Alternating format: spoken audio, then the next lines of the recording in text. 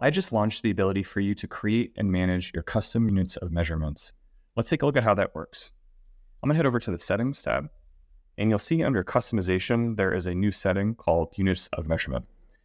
When I click this, I'll be able to view my current units of measurement. If this is the first time that you're going to the Customization Units of Measurement page, you're gonna be provided the ability to create default units of measurements, and you'll see 7 here. That will be the default. You can create a new customization by putting in the name and any abbreviation that you want. And it creates that new units of measurement. You'll be able to edit in case you made a spelling error or need to change the name, or you can delete these. Now, one thing to keep in mind, if you do have units of measurement that are already assigned to materials, it will not let you delete the units of measurement. But just keep that in mind when you're creating and assigning it. Now let's take a look at how we can add units of measurement to existing materials within our catalog. So I'm gonna head over to Catalog, click on Materials.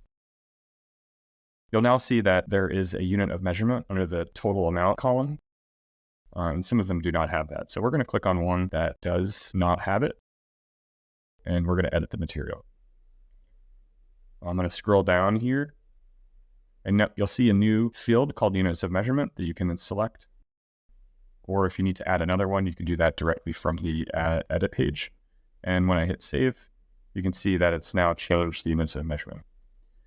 If you're doing this in bulk, I highly recommend going into the bulk edit mode, and you can see here that we have a new column for unit of measurement, and you can select the unit of measurement in mass.